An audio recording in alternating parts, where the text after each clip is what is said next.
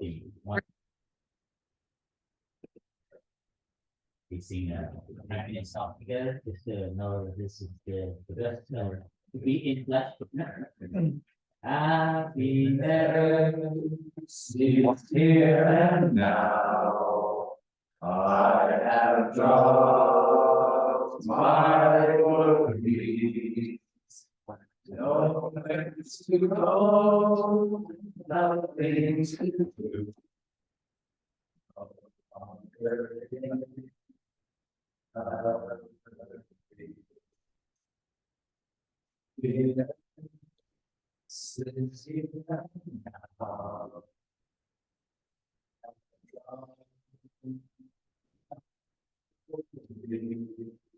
Okay.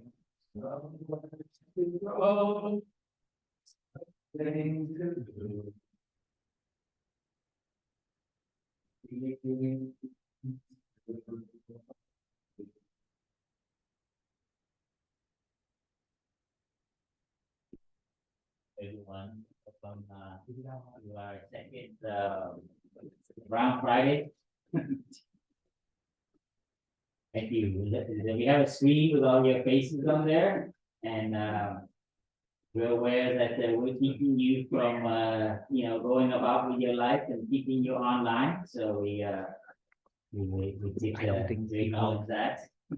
Hopefully, it's nourishing for you. We'll invite everyone. It's also a kind of meditation and a reflection for us, as well as a joy and there's some entertainment elements to our morning. Can everyone hear okay? Can you give me a thumbs up? If it's we're having a little bit sound check here. You can hear okay? Oh, we can hear thumbs up. Don't count down. Okay. 1, 2, 3. I think they tell you It was last year we only had one little phone camera. This year we have a music component, so we're testing our sound. So you can't call it as a tradition yet because we only done it twice, but it's just like resist the Black Friday with the Brown Friday. I see some of you smiling. Great. Can you hear it still? Can you hear? Thumbs up. Anyone here? Okay. Everyone. Okay. Okay. They have some thumbs up now. Here a little bit. They're not all thumbs up. You can use this for one. Sorry, technical difficulty. Okay, use. Excuse me, there are two people talking at the same time, I think different languages, so it's very confusing. Also, there's an echo. There's an echo of the voice. 1, 2, 3. Is this better? Can you give thumbs up? Ah, they like this one. Okay. All right. This is the mic then. So let's this morning is a mixture of both meditation, collective deep looking at our situation, as well as a little entertainment. So there's we'll start off with a little meditation to recognize that we're a little bit everywhere on this planet, on this continent, and that we have a community, we have a group of like-minded people, and what a beautiful thing that technology can help us touch our hearts and our mind and our breathing. So Brother Blues on the bell, so he will invite the sound of the bell. I know it probably doesn't have that same reverb there, but just hear that bell for you, and let's breathe together for a moment and to acknowledge that, you know, we're very fortunate to be in a safe place. No bombs are dropping on us. We have enough food, we have enough health, but we also aware how fortunate we are, and that not everyone is fortunate right now on this planet. So to honor that too, that there is a lot of suffering going on. And so let's honor that, and to also keep joy in our life too, so that there are other parts of our lives that we need to keep up and keep nourished. So this is something we can hold, that energy, both suffering and happiness at the same time. So let's breathe together as a collective body, and to, give gratitude that we've come across the path and we know our direction. So we can close our eyes and not look at the screen and just know that everybody is connecting online, but we are all physical bodies somewhere on this planet, sitting in our situation, in our rooms, in our workplace, whatever that may be for you, that we are connecting with our breath. So let's breathe together as one planetary entity. Okay.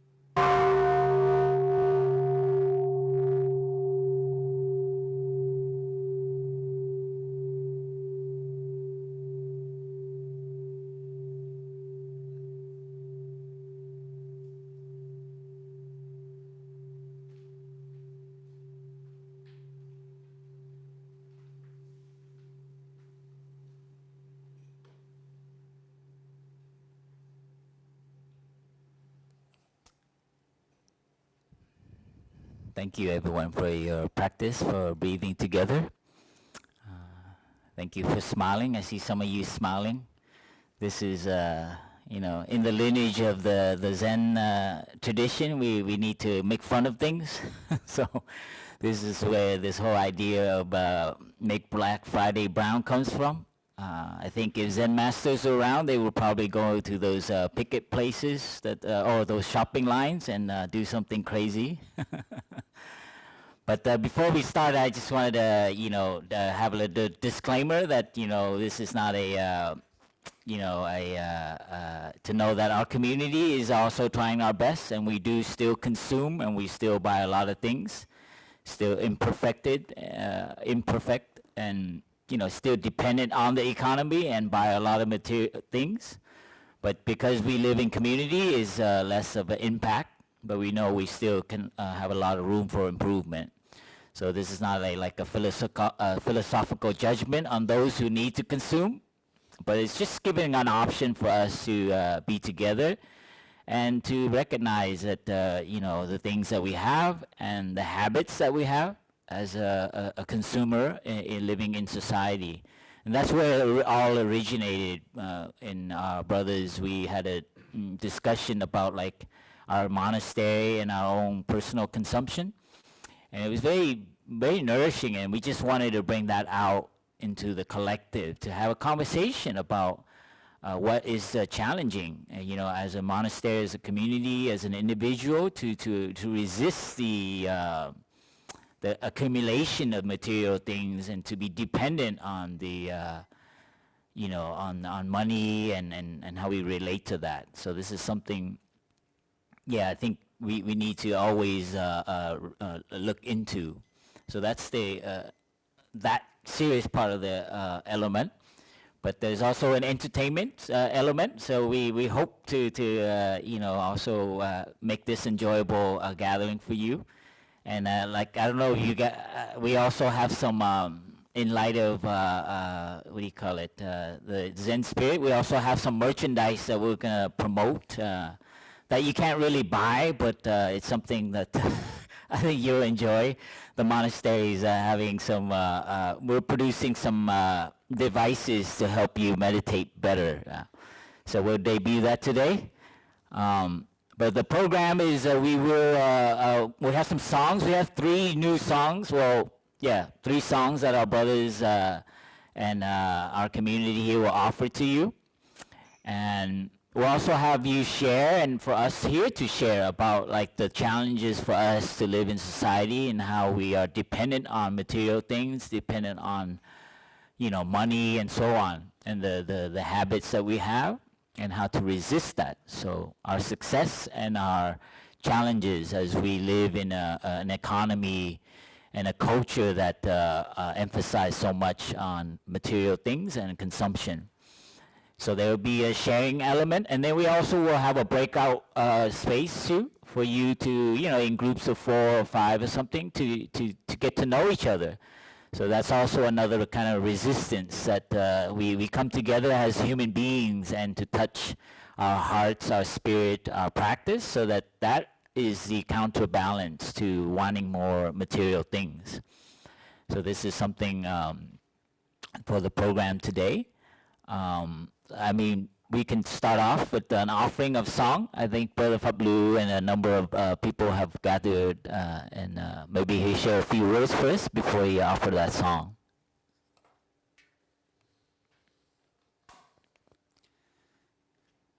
So, hello, dear friends. Can you hear? Okay. We're going to do a sound check with the guitar, see if you can hear the guitar. Oh, yeah, you want? Well, it'll all come over this mic? Okay. So we're very grateful. If you maybe pan the camera around, you can see many friends who are here staying with us for the 3-month rains retreat. We're actually locked down. Means we commit ourselves to staying for 3 months, and about 20 friends in solidity, and maybe 12, I think, in clarity. They've committed to stay for these 3 months, so they're joining us today. So it means that they're not consuming very much, just eating the communal meal with us and enjoying the mountain, which is for free here at Deer Park. So we'd like to sing a song. It's called Love is Local, and it's a new song. And in the song, we offer 3 things that you can get for free, and you can get them locally too. One is love, one is peace, and the other is joy. So.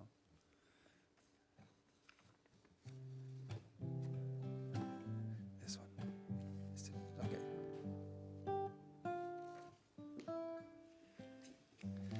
Love is local, love is free.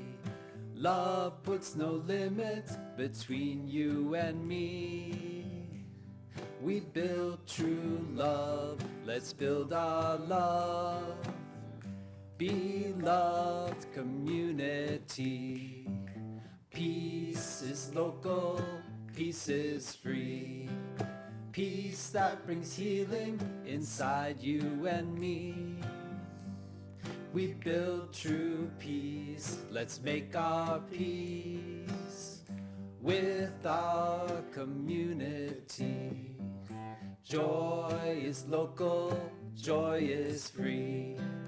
Joy comes from knowing to smile and to breathe. We grow our joy, let's nourish joy. Joy needs community. Love is local, peace is free. Joy is in living with just what we need. We know true love can bring world peace. Let's build a community. Should we do one more time? Yeah. Okay. So if you want to join along, you can, love is local, love is free. Peace is local, peace is free. Joy is local, joy is free. introduce those lines. Love is local, love is free. Love puts no limits between you and me. We build true love, let's build our love. Beloved community. Peace is local, peace is free. Peace that brings healing inside you and me. We build true peace, let's make our peace with our community. Joy is local, joy is free. Joy comes from knowing to smile and to breathe. We grow our joy, let's nourish joy. Joy needs community. Love is local, peace is free. Joy is in living with just what we need. We know true love can bring world peace. Let's build a community.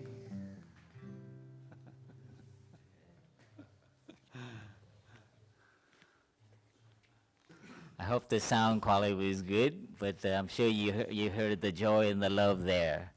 And thank you for singing along over there. I think we're gonna just kick off and debut our gadgets right away. You know the story in the Zen circle of a monk who actually was coming home to his hut, and there was a what do you call it, a burglar? The ones that take stuff, a burglar, right? Yeah, burglar. Yeah, a burglar. And he went in the hut, and there was like nothing in the hut of the Zen monk. And so the monk came home and discovered that the burglar was not very happy, and so he offered to give the I can't say that word, burglar, yeah, the thief. He took off all his clothes, completely naked, and he gives it to the thief, all his clothes. You know the story? And then the thief leaves off, and the monk kicks back and puts his leg up and looks at the moon through his window. And in his heart, he was thinking, God, if only you can take this moon, It's a beautiful story. When I was young, I heard that. It was so beautiful, so very appropriate. And so in the spirit of that Zen monk, that makes fun of things, we developed some merchandise, some gadgets to help you, meditate better. Okay, so our first debut is our headgear. And Brother Mundin here and Brother Nhật Điên had helped me. We're developing this gadget. And you wear it over your head. And this goes over your eyelid. And it keeps you from sleeping, okay? So when you meditate and you feel like your eyelids keep closing, this gadget right here will help keep your eyelids open. So for those who actually, we're still in development and we need some investors to help us develop this, but we have a little difficulty in the monastery trying to keep people, from falling asleep. So this gadget is still in development. So those of you who want to invest, please contact us. Okay, our next gadget. Yeah, that one. All right, those who have, we have a practice of deep listening.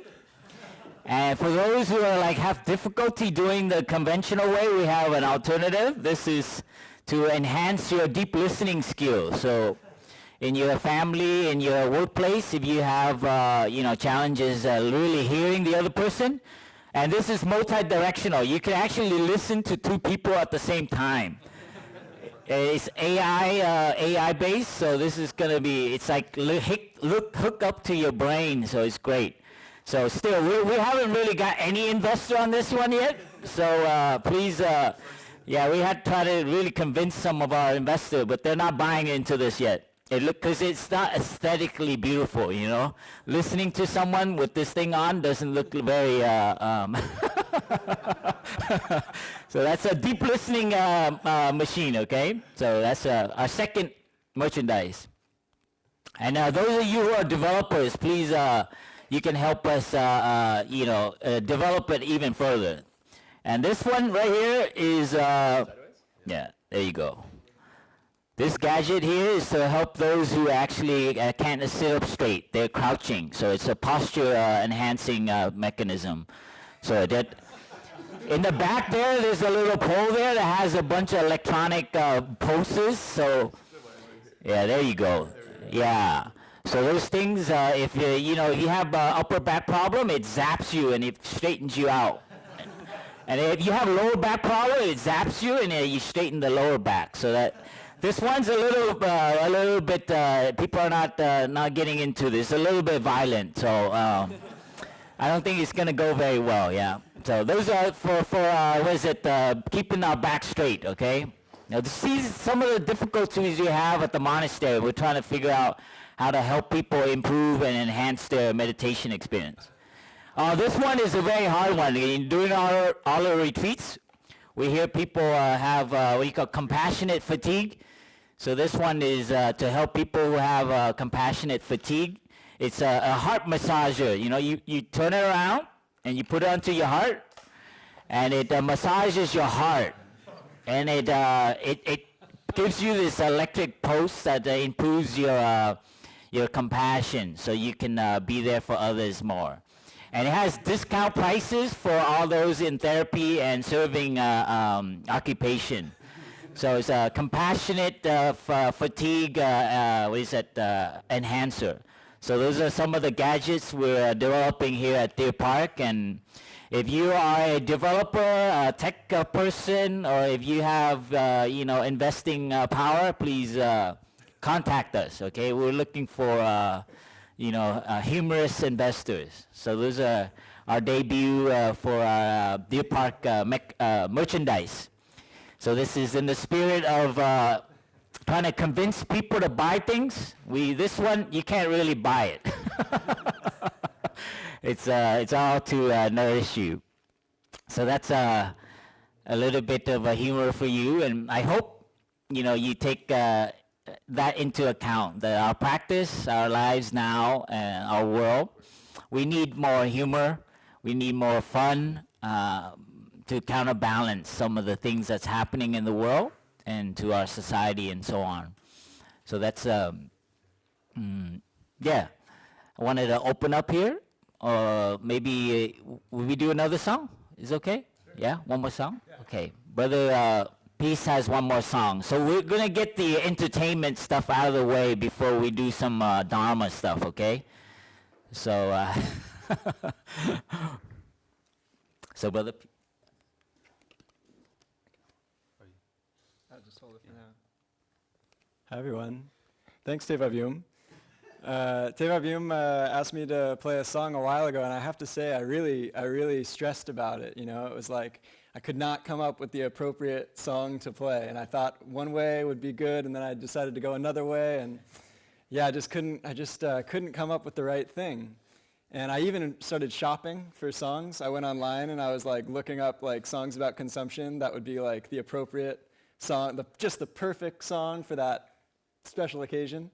And finally it came to me this morning when I put on my robe, and I just thought to myself when I put on my robe, I love my robe. And that reminded me of this old song from, I think, the 60s called I Love My Shirt. So I changed some of the lyrics, and this is the result of that. And actually, I printed out some lyrics if we want to pass them around. It's a pretty simple song. I wonder if I can clip this. Can I clip this on? Is it okay? Okay.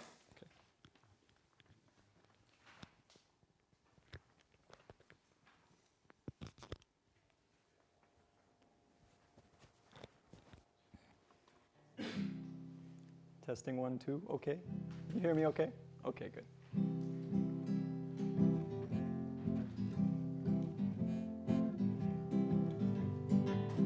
Okay, so it's a song about loving my robe, but you can also sing about your jeans and later your shoes. Do you have a robe that you really love? One that you feel so mindful in? You don't even mind if it starts to fade. That only makes it nicer still. If you know it, I love my robe. I love my robe. My robe is so comfortably lovely. I love my robe. I love my robe. My robe is so comfortably lovely. Do you have some jeans that you really love? One that you feel so groovy in? You don't even mind if they start to fray.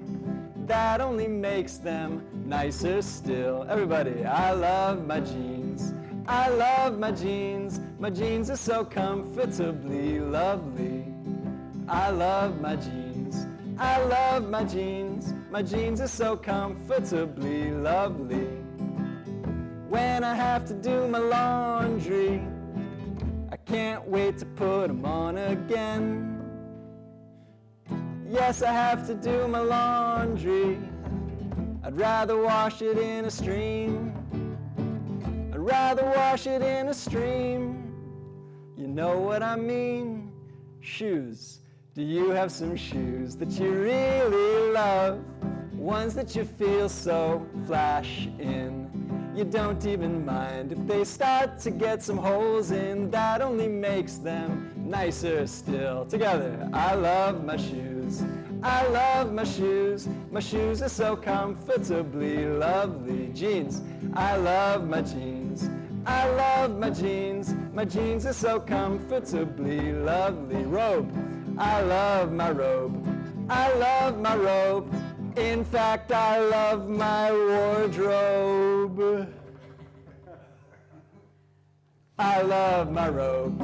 I love my robe. My robe is so comfortably lovely. I love my robe. I love my robe. My robe is so comfortably lovely. I love my robe. I love my robe. My robe is so comfortably lovely.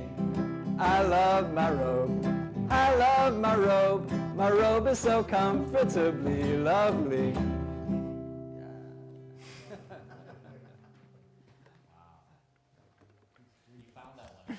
It just came, I'd heard it many years ago and it just popped into my head. Yeah, it's a Donovan song. Yeah, right. Donovan. Yeah.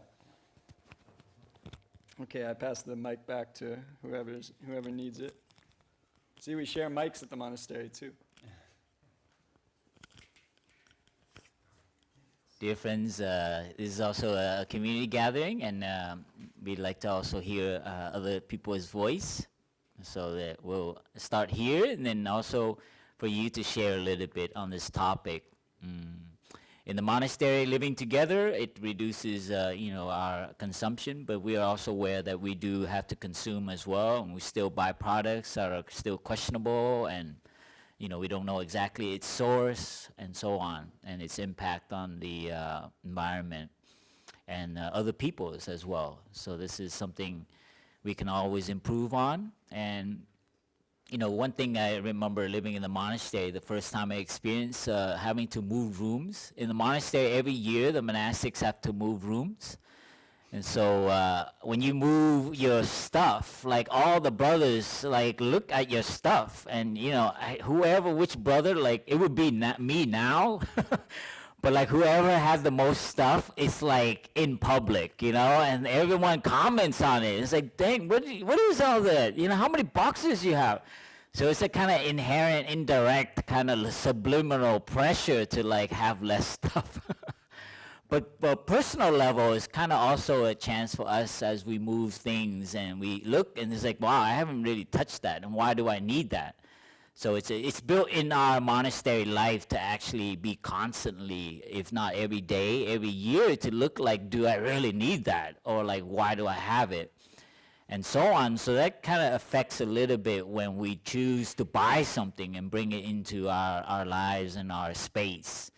So, but we know it's difficult now because of the ease of the ease of having to click and to do Amazon and eBay and online things. And we notice in the monasteries also it's very hard because it's so easy to buy something and to feel like you're getting a good deal from it, and it's going to come to your house, to your monastery. So that's something that we as a community, as monastics, also feel a little bit that we need to be on the lookout for that, because that can deteriorate a little bit of what our life means.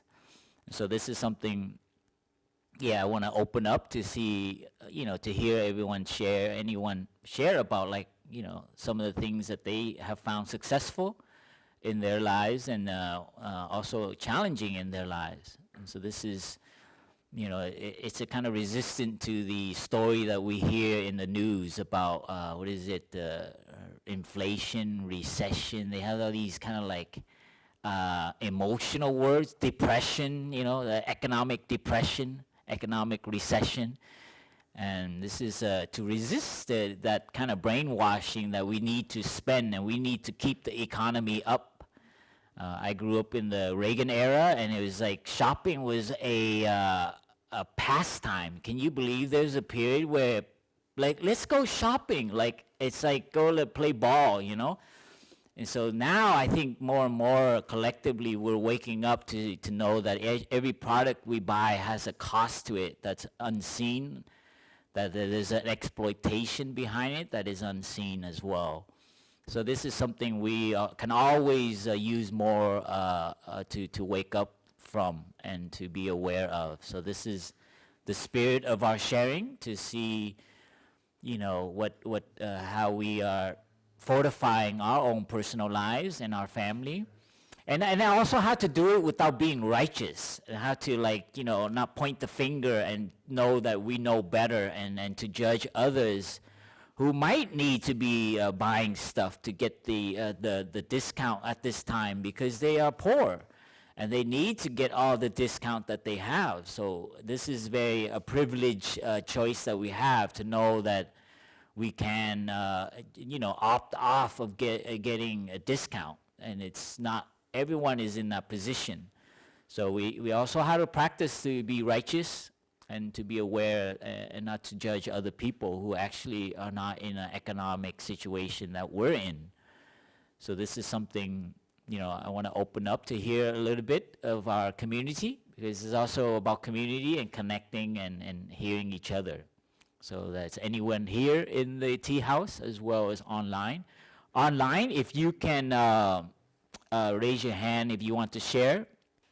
And it's a kind of deep collective looking, reflection, contemplation, our time together as well. So please, if you feel something in your heart you want to share about this theme, this topic, about your practice and your looking, please, same goes for all those brothers here. And I just want to acknowledge too that we miss our sister. Last year we had our sisters and the nuns, so this year we're in Rains Retreat, and we didn't want to disturb their Hamlet rotation and schedule.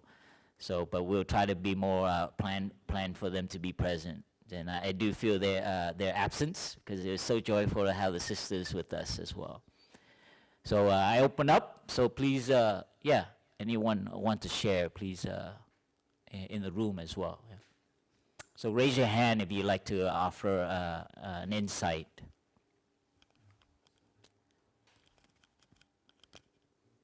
Maybe Sharon? Do you see Sharon up there? You raise your hand, Sharon? Can you unmute yourself? Sharon, you need to unmute. Oh, Ursula, okay.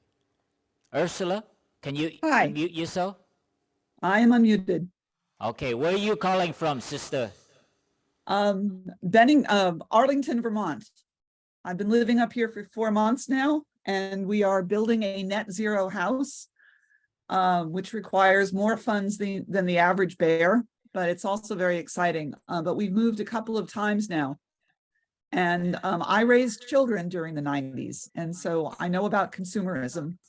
And when we moved from one house to another one in New Jersey, our rule was for everything that came in, one thing had to leave. And now that we're living in a tiny cabin waiting for our net zero house to be built, we have a better rule, which is for one thing to leave. I'm sorry, for one thing to join us, consumable, other than food, 2 things have to leave. And when we get really desperate, we say for one thing to come in, 3 things have to leave. And we've been pretty good about it. The problem we have now is how to dispose of things. Where do they go? But in the spirit of the monks, yes, you have to do this with humor. And so thank you. You guys literally saved my life on many occasions, because when I'm mindful, when I breathe, my blood pressure goes down. So thank you. Thank you for your, beautiful. We're doing it all together. Anyone want to share here? Nikolai?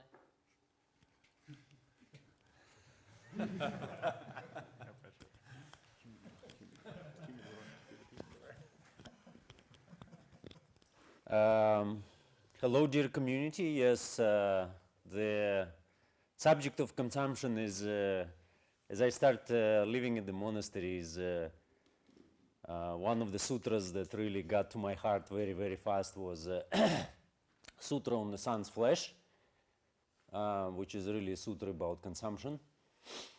And I don't purchase anything personally for about 4 years. I do a lot of purchases for facilities. And my priority for facilities is basically things that are repairable. So when we buy things, we want to buy things that are done durably and could be repaired through the long time to be here. As well as we try to really collect a lot of old stuff and bring it back to circulation. So, and brothers were really good at helping with that. So thank you so much, as well as like lay people. One of the projects of the heart here that we do is also humanuring, which is basically recycling of human excreta, and that project was growing very well in the last year. So we just added a whole toilet to the sisters. So now sisters contributing to our humanure pile, and we already actually opened a couple piles. We started that project about a year and a half ago. And we opened couple piles, and this is a total hit. People call it here black gold. So we already distributed black gold around, and we already grown tomatoes and some other plants on that black gold. So anyway, I hope people who visit us try it and join into that project. So well, thank you, friends, for not buying things and staying with us.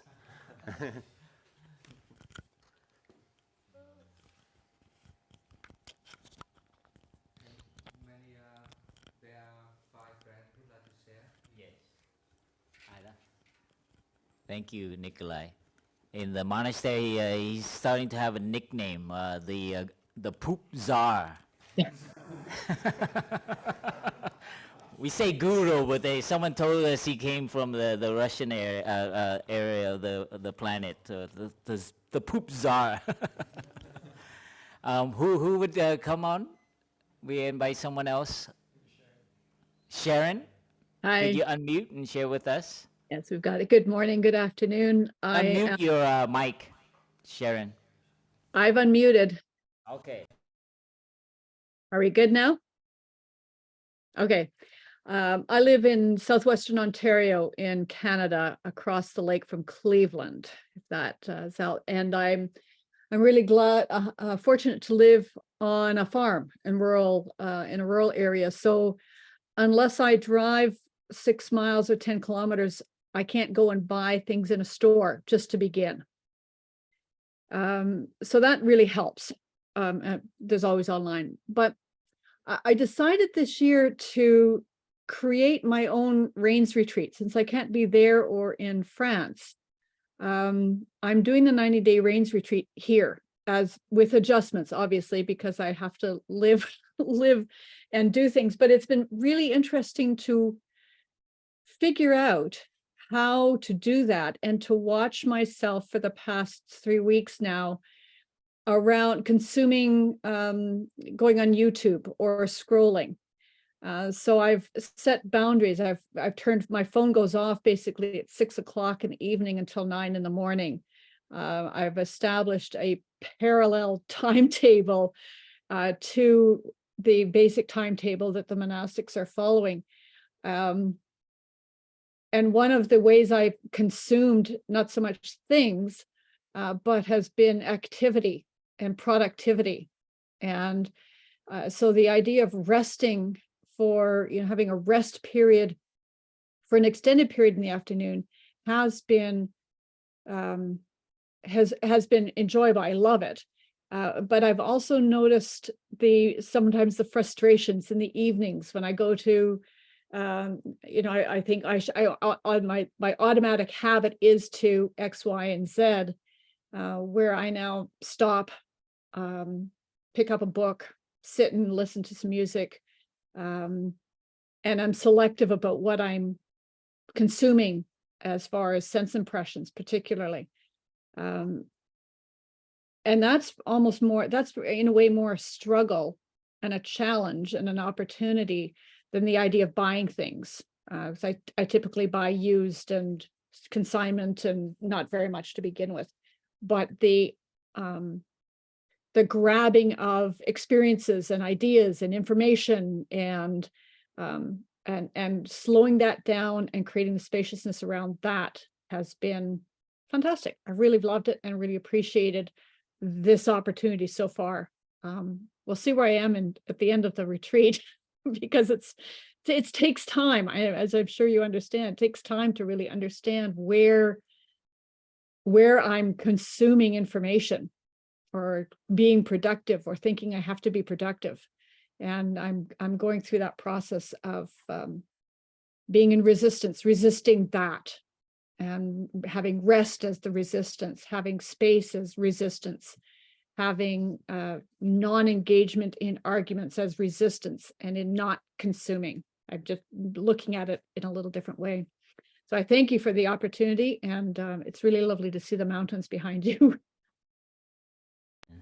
Thank you for your practice and joining our schedule, and that's beautiful to know. And we're nourished that some lay friends have that wisdom, that insight to actually follow and not have to be with us, but to also in spirit follow the spirit of a rains retreat. Maybe next person. Who's that? Jan. Hello, Jan. Could you unmute and Hello. share where are you from? I'm from Vancouver, Canada. Thank you so much for the opportunity to join this Brown Friday. I would like to share about consumption. I think consumption is more a mindset rather than economic condition. A lot of times I notice people consume more are those actually need the money to put in the right place rather than go to the mall. So I think personally, I try to practice repurpose the things I already have and reuse, and shamelessly regift. A lot of times we receive things for Christmas, everybody have a different idea of a gift. You might receive things not really you need, you can use, you need, and I repurpose them. And so put things that are really good things can be used back in circulation like other people use. So reduce waste and also practice being a minimalist. I feel whether or not physical things belongs to me or even ideas, thoughts, the things we think about, if we can declutter so we can make room for new things to come in, new meaningful things to come in. You, Sister Jan. A lot of Canadians this morning coming in. Yay. With the next person.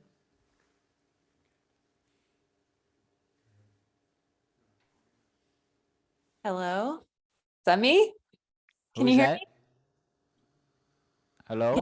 Hello, can you guys hear me? Yes. Robin. Yes. Where are you calling in from? I'm calling in from San Francisco, California. And yeah, I'm so happy to be here. Thank you for putting this together. I've been following Plum Village. I started using your app and reading your books and everything, like on YouTube and everything, about 2 years ago. And I watch your Dharma talks every day, and it's changed my life in so many ways. And one way is my consumption habits in general. And Sharon said a lot of what I wanted to say about sense impressions and just being careful about what comes in through my eyes and through my ears. And one thing that mindfulness has done for me is a lot of stuff that used to be enjoyable for me just naturally has fallen away and isn't as enjoyable. I haven't had alcohol in a year. I haven't really read the news in a year. All these, and I didn't have to try. Like, it's just, I'm just aware that these things don't feel good. And, you know, the more I pay attention to how things feel in my body and in my mind after I consume them, the more I can just, you know, turn away from them. And it's like magic. And I just want to extend my gratitude to you guys for being such amazing teachers in that. And I also, so during the pandemic, I did notice an uptick more before I started studying Buddhism and mindfulness, but the kind of like wanting to shop more, because all of a sudden it was easier and it was online and I could buy whatever I wanted. And I grew up, you know, in the same time as you, Brother Fabian, where, you know, we'd go to the mall for fun with our friends and you'd just walk around and buy things. And that was like what we did, you know? And so I'd find myself on Amazon. Oh, I can get whatever I want. And of course the advertisers are like, you're going to love this. And they're right. You know, they're showing me all the stuff that I do like. So I started a list and I just call it want. And when I have the urge to buy something, I would just put it on the list. I wouldn't put it in my cart. I would put it on the list. And if I still wanted the thing the next day or a couple days later, then I would consider buying it. I have so many things on that list that are ridiculous that I would never need. You know, why do I need a pack of 20 sheet masks or whatever, you know, just like ridiculous things. And so that's kind of a practical tip that I have for people that enjoy going online and looking at stuff. Like, just put it on a list, see if you still want it in a day or a week, and go from there, you know. But anyway, I just wanted to say thank you guys for everything. You've really changed my life. Thank you, Robin.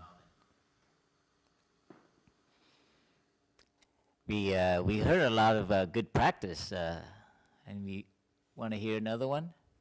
Karen, right.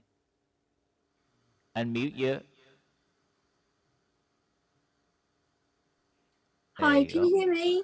Yes. Where are you Oh, calling hello. from, Karen? I'm calling from Hertfordshire in England. So I'm across the pond. Lovely to be with you all. This is so much better than shopping, even online shopping.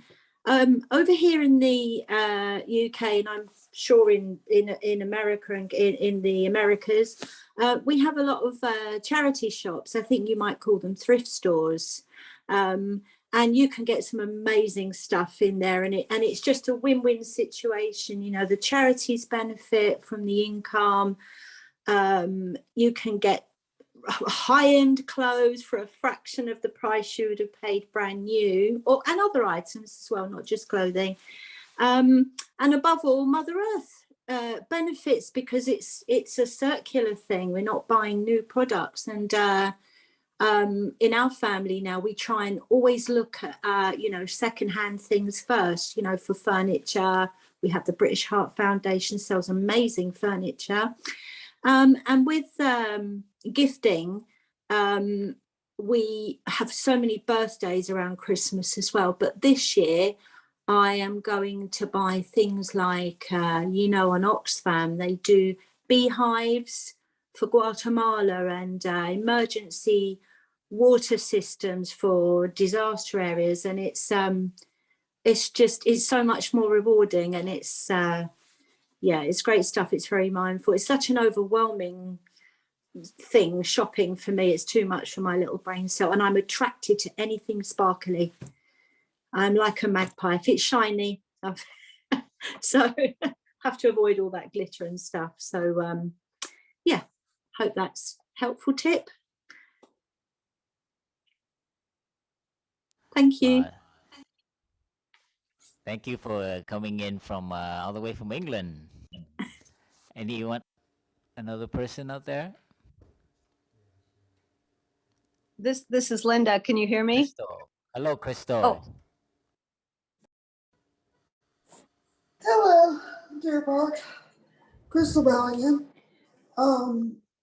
Some of the things that I do is, number one, sustainable gifting, like buying people reusable cups, and things like that. But personally, what I did is I bought, when I was at the monastery a few months ago, I bought myself a wallet from the monastery, which has my money in it, which means every time I take money out, I go through a mental check of, is this according with my trainings? Do I need to actually purchase this? It's a little bit hard to purchase unmindfully when you literally have something brown in your hand. That's a little bit of a challenge. Crystal bowing out. Beautiful. Everyone's laughing here, Crystal, for that practice. Is great. Maybe one more here. Linda. Good morning. Thank you. Linda calling from Sebastopol, California. And I love Deer Park. I've been there 3 times, twice with Ty. So it's wonderful just to see where you are. And I put mine in the chat also, but my cousin, who was very conservative about spending, we were shopping at a beautiful little shop in Point Reyes, lots of shops. And she just kept saying, admire rather than acquire. And so the little beautiful shops became places for me to go. And I take my granddaughter sometimes too, but just to look at the beauty. We have this amazing geode store in our town. It used to be down in Marin County. And they have these huge geodes. And so we can walk in there and just see the beauty there, but we don't buy anything at the same time. So that's my tip, along with a lot of others other people have said. Thank you. Linda bowing out. Well, admire, not acquire. Okay. Okay, that's a good, I'll use that one. Beautiful. Go a walking meditation in the mall. I went shopping once with Ty in France, and I was his attendant, and we bought just a packet of small screws that we needed, just a tiny packet. And we knew where it was, but like Ty would go up and down the hall with me. I think he was trying to share it with me something. But all just to get one little packet, and I'll never forget it. We actually did walking meditation up and down this aisle and enjoying all the labels and things. So that was very a memorable thing I want to share with you. Justine, yeah. Hi, where are you calling from? Hi, I'm calling from Oregon. Okay. Thank you so much for hosting this event. It's already just filled me with a lot of joy and laughter. I just heard about those meditation devices the actual ones they're selling now, like a week ago. And I was like, it was like, get to the state of meditation faster. And I was like, oh my gosh. But I just wanted to share a quick point of resonance when you shared about the brothers' practice of changing rooms every year. I left my home in Detroit, Michigan 2 years ago, and I've actually been living as a nomad for 2 years by house sitting. So I am staying in other people's homes, caring for their cats, essentially. And everything that I own now needs to fit in the trunk of my car. And it's been so illuminating because it really reveals to me the space between what I want and what I actually need to take with me. Every time I pick up and leave a new place, I actually experience firsthand what I did and didn't use. And so I was really happy to hear that in a way, it's like my own practice of switching rooms. And the second thing I wanted to share from my journey, because I've been in so many like beautiful states, including a visit to Deer Park, I really realized that my happiest moments really have nothing to do with what I'm consuming. It's just when I'm present with myself, like just being fully present for a whole breath. I'm so happy and invigorated. Or even if I'm in pain and there's moments where I'm frustrated or agitated, and I just suddenly remembered to really be there with myself. That's been the greatest gift of all in my whole journey. And realizing that those moments of being present, no matter what my mental state is or what I'm surrounded by, have really been my source of deepest joy. It's really given me a different relationship to where my true happiness comes from. And so much of that journey is inspired by you all and by Ty. So thank you. Sister, for sharing such a intimate sharing of yours, and yeah, it reminds us all, and it really invokes the monk kicking back with his leg at the window, looking at the moon, and feeling a lot of compassion for the thief. That there are a lot of people out there who have not realized that, and that's the power of the spiritual practice, that it can actually. And to maintain it, sustain it, also we need a community and we need each other. And because it's hard, because marketing and all that, they know our weaknesses. And so this is something we need to collectively resist together. I wonder, was there another song? Yes, we have an intermission here, a little bit of a commercial break with another song, if it's okay. I hope you're enjoying yourself and you're comfortable, and please feel free to check out and go do your living and your tending of your physical space if you need to. And we're aware that we're keeping you online and on screen, but don't hesitate to do what you need to do. Just introduce yourself. Yeah. Hello, everyone. Hi, Mom. She's probably there. I haven't seen her pop up yet, but she would probably keep her camera off, I would guess. My name is Glenn Michael. Oh, hey, there's one of my students. Hi, Mr. Blair. My name is Glenn Michael, aka Mr. Blair. This is my second time coming to the monastery for a retreat. The first time was back in April for the Wake Up retreat.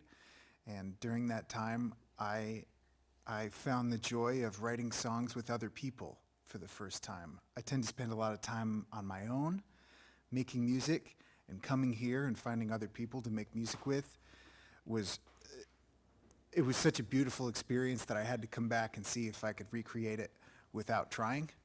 And so far, I've found myself sitting in this hammock, looking over the valley a handful of times, and I'd like to share a song that started in this beautiful hammock.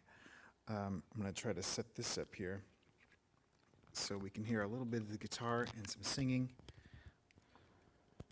It's kind of a quiet song, but I'll do my best to project for you. And one thing I might point out about this song is that there's this commonality among Westerners where the first interval we generally hear as a child is the sound of being called home. And it's usually, Glenn Michael, come get your dinner, this sort of thing. So that same interval, there's no words in the chorus, because I couldn't find quite the right words to express that feeling of home. But that interval is there as a sort of call home. So this is a song I've been working on in the hammock, sitting at Deer Park Monastery. It's got all the leaves and the trees and the wind playing along there with me.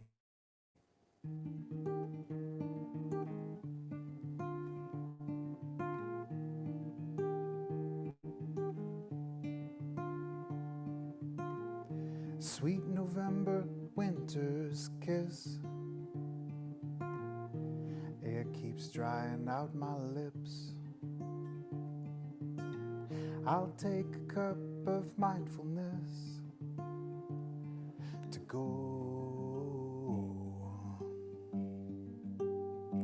walking slow.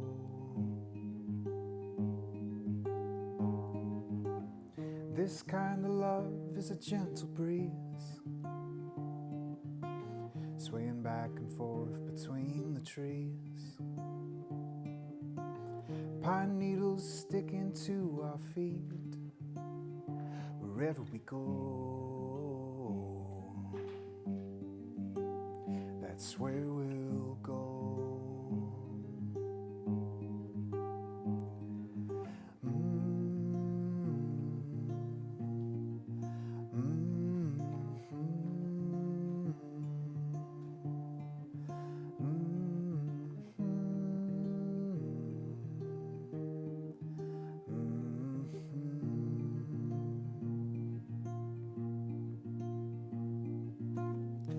I am happy, I am free. I am right where I need to be. I am you and you are me. We can interbe while sipping tea.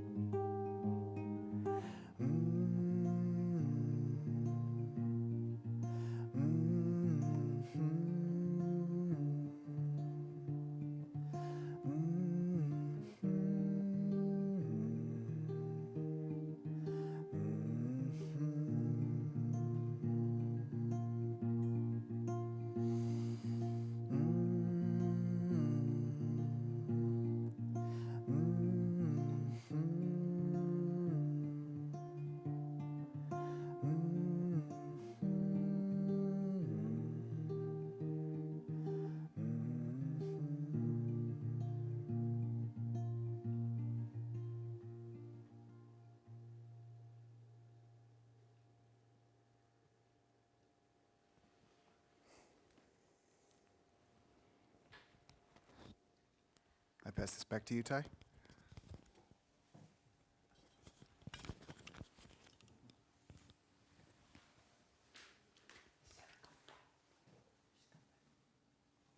You know how to do breakout?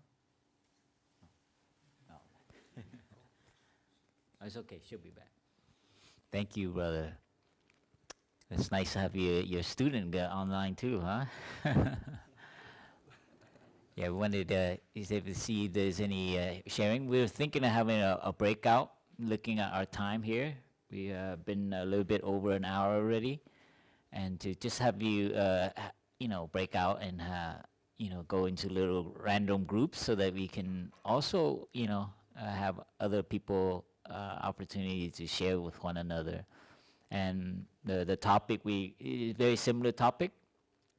The challenges and the success we have in in our society to resist the, the I guess the culture of the markets that we all live under in our times, and it's heightened now with the online. So that's something for us to, yeah, it's because we can't hear everyone, but so we're thinking of breaking up, maybe for 15 minutes, if that's okay. Is that okay for groups of 4? Can we do random groups of 4? And then so that we can each connect with our online community, if that's okay. And then after 15 minutes, we'll come back for some question and answer for you to pose and to the community. So with that, please, Stephen will break us up and just accept that. So groups of 4, Steve. Okay. So we'll see you in 15 minutes, right? So we can have a chance to meet each other, okay? Please just share your name, where you're from, and this theme, okay? Thank you, and we'll see you in about 15 minutes.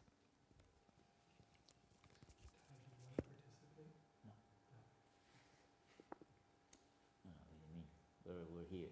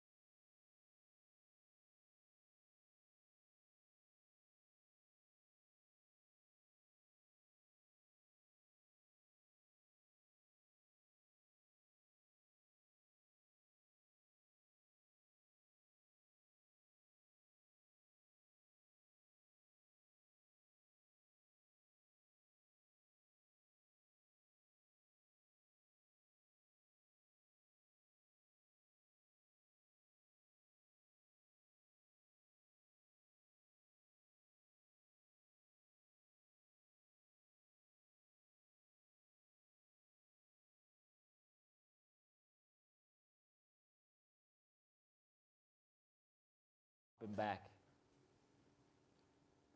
So really, it just automatically puts them back in? That's crazy. Yeah. Yeah, it's more complicated if you try to arrange it. If you do it randomly, it just... Random is the best. Chaos. Order in the chaos. Just some of them, they didn't have anyone else in their room. Yeah, So it's okay. Hello? Beautiful. Thank you for, using technology with us. We're embracing technology and it's part of our lives. But I know it also keeps you from, doing what you need to do in the house. And we feel, grateful to know that you're out there. I hope you got to meet some people. And so that's also part of our resistance, is to connect with people. And yesterday we actually celebrated we had people come up and we had a day of gratitude in the Oak Grove, and many people came in the morning, families, and we had like a couple of hundred people come up, and they all brought food up to us, potluck. We had 3 tables stacked, edge to edge, full of dessert, food, people cooked, and wow, I've never seen, the what do you call it? Having to resist trying everything. So you realize the freedom of having no choice from yesterday. But before that, before Thanksgiving holiday, the monks and nuns, we went down to the neighborhood to give egg rolls. That's also our tradition here, to connect with our neighbors locally, and all the services, the police, the firemen, the shops, and the different things that we connect with that depend on. So it's also a day of gratitude for us. And how many egg rolls? I heard we rolled 4,000 egg rolls. Can you believe that? You cannot do that without the community. So we had a little package, and we went to I haven't done it for a while, but we went and gave to, I had 20-something houses to give. And it was such a joy to meet our neighbors and to actually enter their space. Some of them wanted to close the door and make it quick, but then I kept asking questions, and they realized it's nice to talk to these weird-looking monks, You know how neighbors are. It's like, okay, what do you want, stranger? Okay, all right, keep it short as possible. But I was purposely in their face about, and you realize actually people enjoy sharing. It's just overcoming that hill of actually fear of meeting people. And that's what also is resistance to actually the market economy, right? Is to connect on a human level, and when that is in balance, the search for material comfort is lessened. So community connection, human real life, connection is also, a positive way to resist the things that, tempt us to fill our lives with more material things. So community. I share that to encourage you to reach out to your neighbor. My mom gives egg rolls and food and stuff to all her neighbors, including the trash person. So I get this habit from my mom, and she lives as if she lives in the Vietnam village, like she goes into people's houses without their garage and knocks on their door. She's no barrier. And as a young person, I used to really be annoyed with that. But now, after I practice, I see, wow, she's such a community builder. So I just want to encourage you to also resist that my fence and your fence kind of thing with your neighbors, as a way to connect.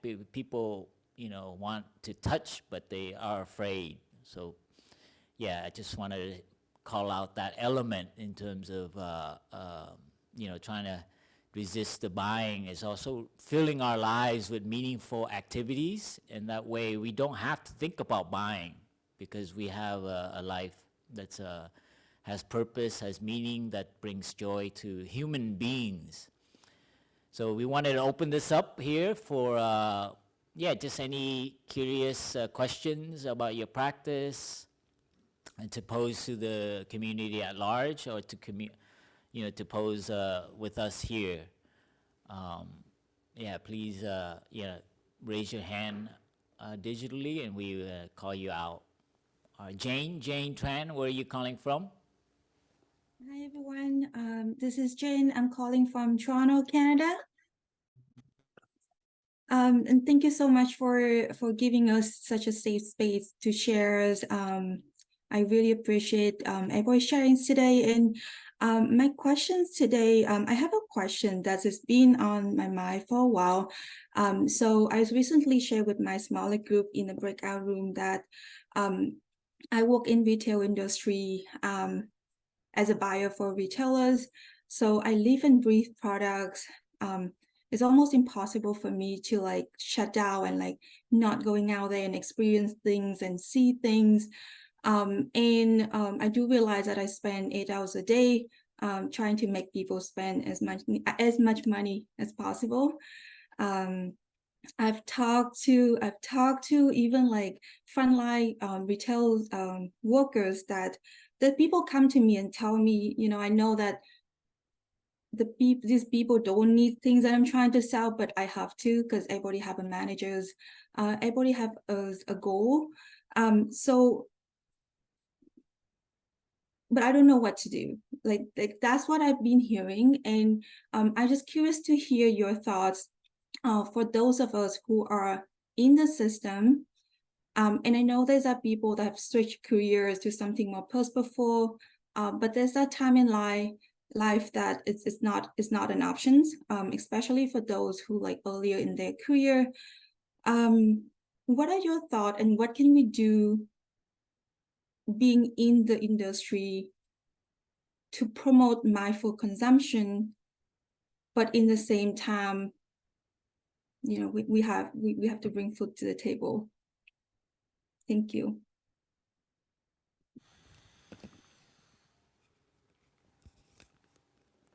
I think in light of that question, I want to read to you our 11th mindfulness training from the Order of Interbeing.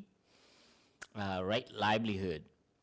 Aware that great violence and injustice have been done to our environment and society, we are committed to not live with a vocation that is harmful to humans and nature. We will do our best to select a livelihood that contributes to the well-being of all species on Earth and helps realize our ideal of understanding and compassion. Aware of economic, political, and social realities around the world, as well as our interrelationship with the ecosystem, we are determined to behave responsibly as consumers and as citizens. We will not invest in or purchase from companies that contribute to the depletion of our natural resources, harm the earth, and deprive others of their chance to live. So this is our training on our vocation, but it, of course, is not very dogmatic.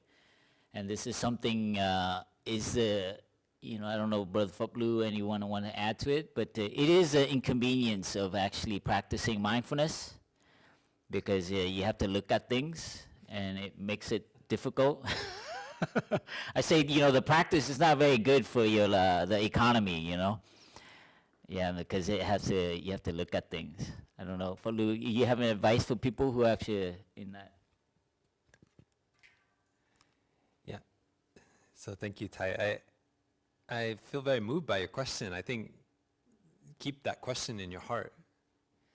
And I find that the more I look into my life every day, that there are the skills that I have that I can use in a way that's bringing happiness and peace and helping people to, be happy with what they have. So I think you sound like somebody very talented.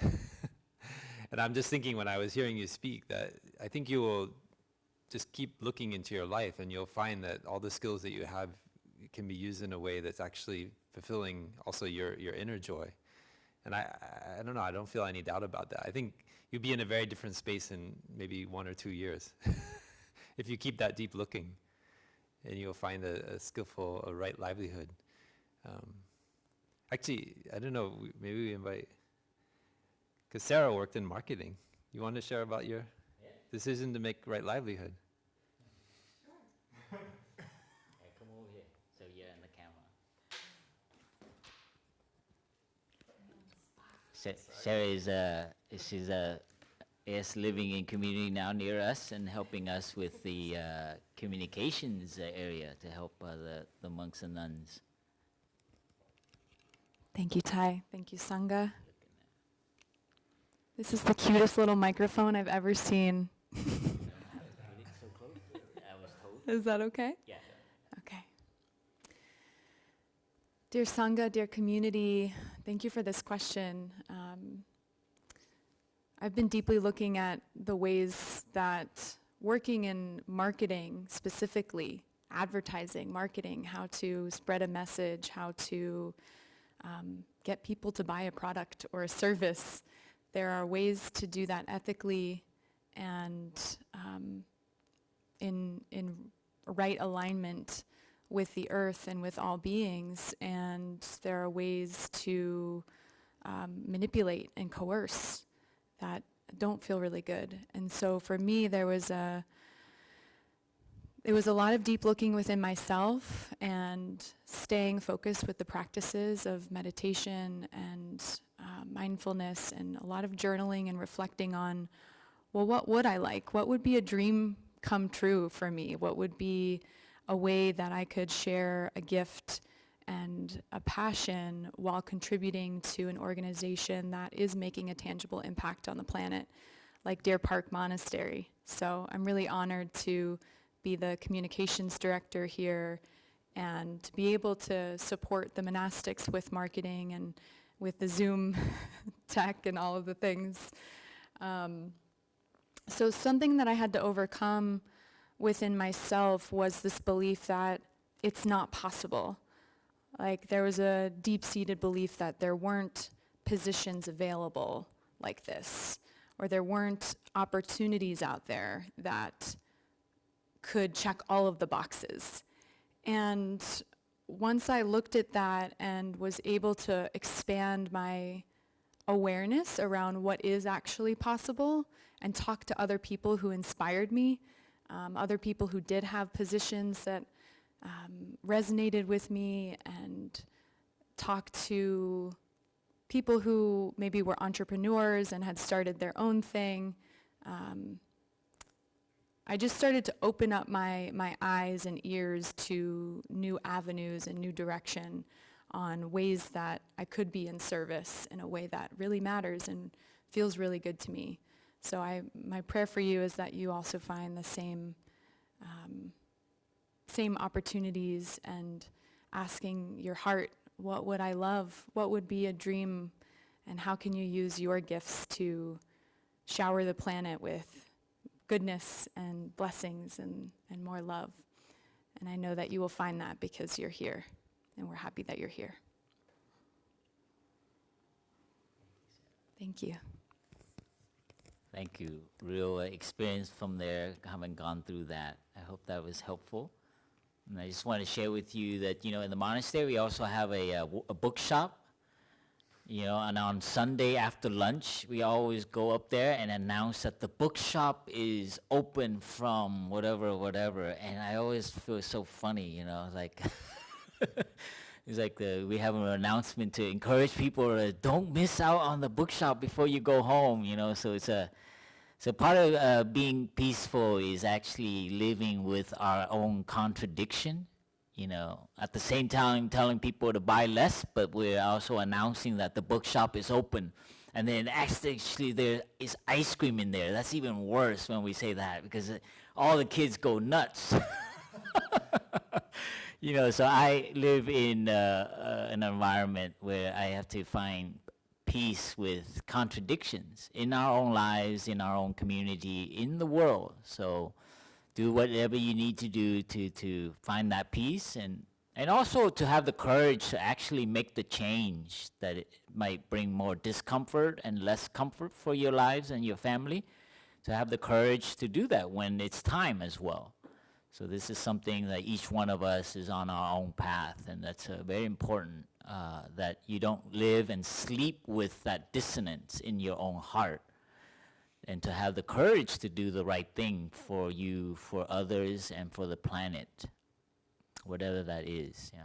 Thank you for your question. Maybe we have one more question. I'm just checking time here. Yeah, we have about 10, 15 more minutes. We have another question out there.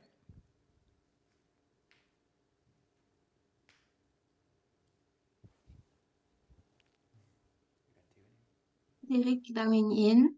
I'm French and I'm now in Switzerland. Thank you so much for the space for a question. My question is about consumption, but consumption of activities.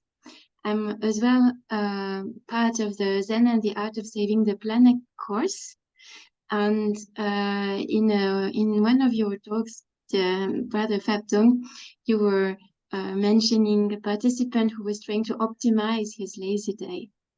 And the question that I have is about how can I know when I'm being diligent, which is supposed to be good, and when I'm being busy, maybe making the most. I'm asking this because the diligence, the aspiration for diligence comes from the awareness of impermanence. How long will I be on this planet? So I want to give the most that I can. But at the same time, sometimes it gets me too busy, and I don't know how to make that difference between busyness, optimizing, and diligence and service of the heart. Thank you so much.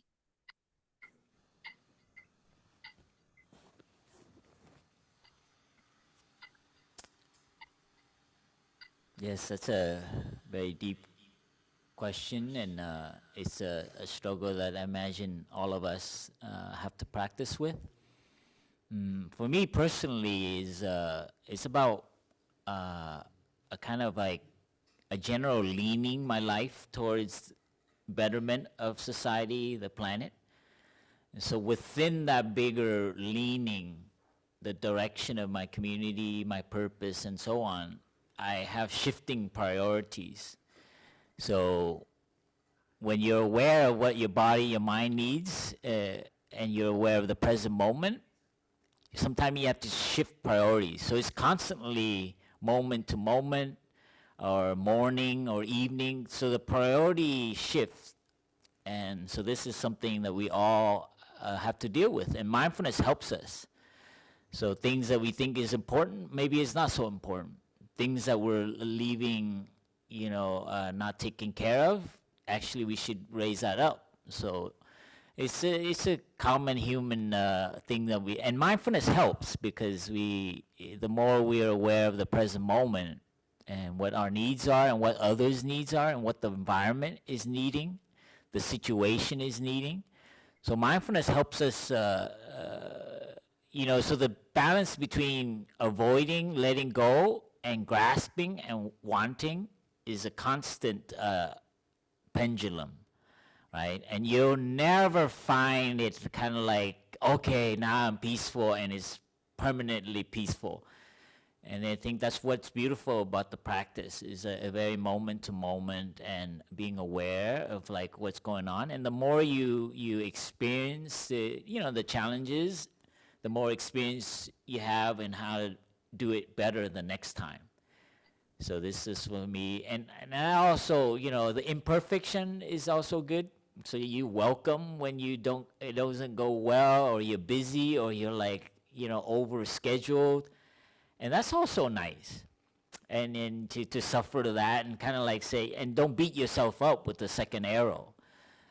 So that's a practice. Sometimes the situation just demands that we're busy, and trust me, what is beautiful is that you live and you set yourself up so that it's seasonal. You're not automatic, and it's not routine, and it's like it goes with nature. So sometimes it's busy time, sometimes it's rest time, sometimes you have more leisure time, off time. So in our lives, in our season, in our year, in our day, be aware that we're not mechanical. So this is something personally that has helped me is to know that, you know, sometimes my table in my room is messy and I sit and enjoy it. And then sometime I need to tidy it up, and there's this rhythm of my table, which I've come to terms with, and it's beautiful. That's what life is. Goes between order and messiness is a constant dance. And you look at nature is also like that, rhythm, season. So this is something to come to terms with and to accept that. And so being aware, more mindful, is so diligence is that's what it means. It's just being aware of in the moment what is pushing us, what is. But I think under the umbrella of a right livelihood, living in community is also helpful. So everything I'm doing, I'm busy, but it's for the good. It's benefiting. So I see that that's a worthy sacrifice of my time. So it's not personal, it's actually when others benefit, it's also me benefiting. So there's an interbeing nature of where we spend our energy. And sometimes you do have to, you know, spend more time on something and you're not caught in it because it's helping other people. And so that also nourishes me, even though I'm tired, you see? So there's you know, you can't be in homeostasis all the time. There's a constant flux back and forth. So I hope that helps with you in your practice. Yeah. And I'm glad you're smiling at it. Yeah. You got to bring humor into the others because you're not going to get it down forever, you know. Thank you.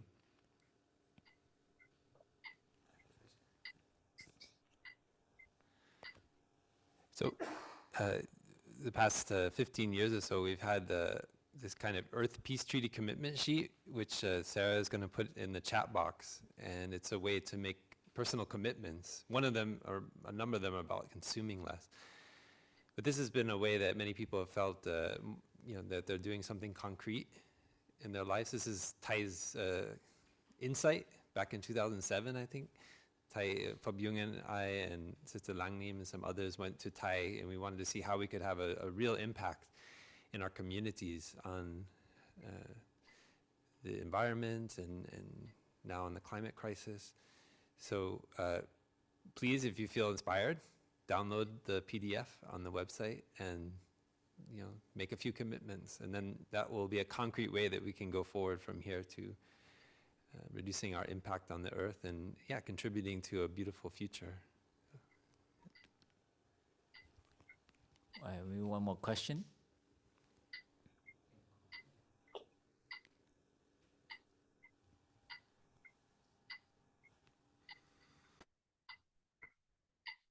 Who's?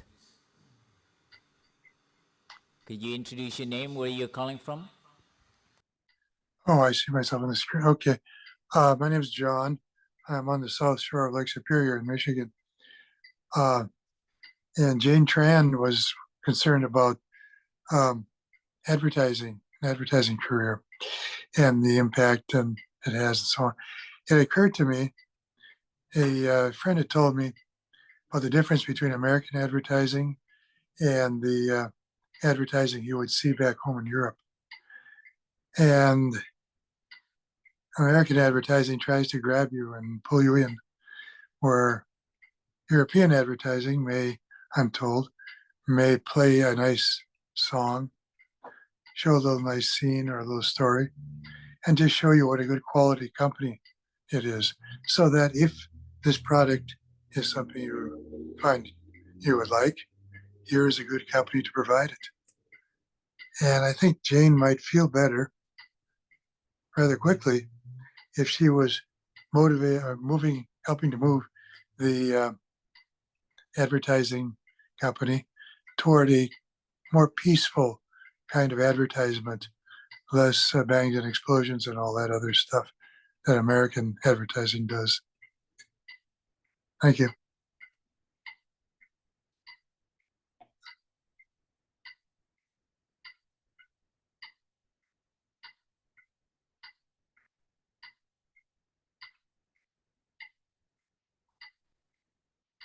In the past have actually, having some wealthy person get come partner up with us and then hire a very vicious advertising company, and then like the Apple of advertising, they're so successful. But like do one where you have a billboard like in LA that says you are enough, or like you have it's a kind of a counter advertising, but using the same technique as an advertising company. But to ask people, do you really need it, or like how's your partner, or like darling, I'm there for you. Anyway, we come up with ways to infiltrate the questioning what is life's purpose is, but like using the same technique that the Apple and the all the Google advertising marketing teams have. So we embrace that, but what is the message? So that's something I wanted to throw out there. We have any more question? We're probably nearing our time to end here, but if there's one more question, we can have it. We've been with each other almost 2 hours here. Thank you for those who hanging on and nourishing each other. Go question now. Oh, Sarah, is there any more? Okay. Well, thank you everyone for joining us. Yes. Well, want to wish you, a happy and peaceful and calm holiday season. We know this time is tough for people that we have to look at our families, look at our lives, and also to resist the holiday season, which always equates to buying things, especially Christmas coming up. So we're aware of that, and we wish you success in resisting your family and your loved ones and your friends, which might not ascribe to a homemade gift. They might really kind of like, oh my God, or like a used jacket, it's like, what kind of gift is this? So that's even in the monastery, we try to make our own gifts, and we know that even those receiving the gift gives us the pressure to like, why didn't you buy me something? This is so cheap, and like, so like the value we put on like having something like bought and wrapped in plastic and so on is also a culture that we are brainwashed to accept. So this is something we know that this season, it's hard, because it's also with our loved ones, and not to disappoint them by making their own, a gift for them and then getting them to go and say, God, you're such a cheap aunt, You don't really value my love and my presence in your life. You make me your gifts. So this kind of messaging is subliminal, but it is out there. And we wish you courage and success in that kind of resistance of expressing our love and care for each other in different ways. So be creative. And if you have insights on how to do that, please share with us, write us a letter, because we want to like spread that practice to everyone. We'll end here with a song. There's from the beginning, love is local, okay? To just wish you, all of you, and this song has the message. So we wish you a beautiful season this coming up. Thank you for joining us, and we'll end here with the song, okay?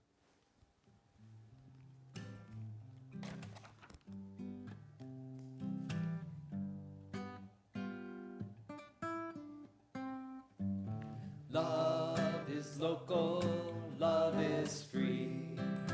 Love puts no limit between you and me. We build true love, let's build our love. Be love, community. Peace is local, peace is free. Peace that brings healing inside you and me. We build true peace. Let's make our peace with our community. Joy is local, joy is free. Joy comes from knowing to smile and to breathe. We grow our joy, let's nourish joy. Joy needs community. Love is local, peace is free. Joy is in living with just what we need. We know true love can bring world peace. Let's build a community. Okay, everyone. Love is local, love is free.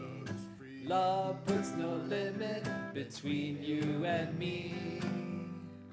We build true love, let's build our love.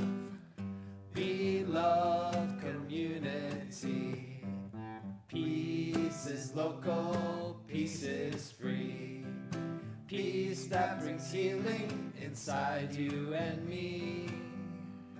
We build true peace, let's make our peace with our community.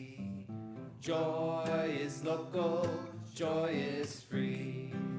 Joy comes from knowing to smile and to breathe.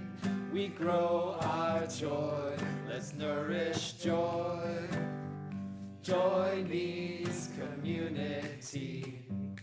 Love is local, peace is free. Joy is in living with just what we need. We know true love can bring world peace. Let's build a community.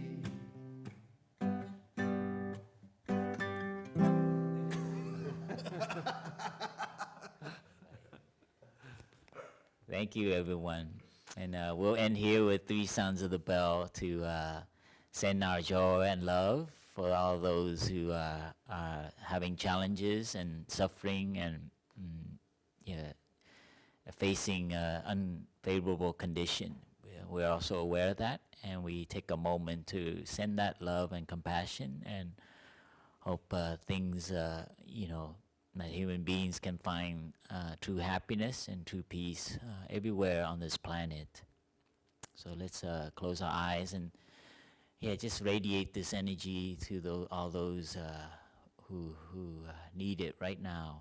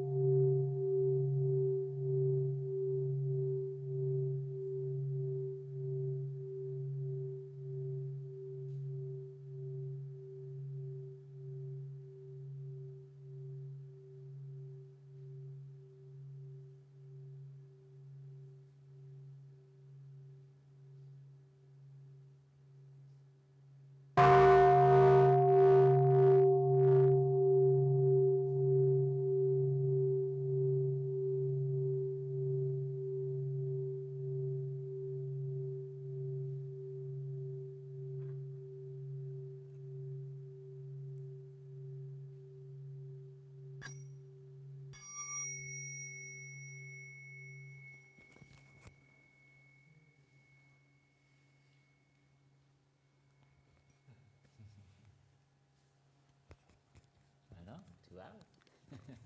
Thank you, everyone.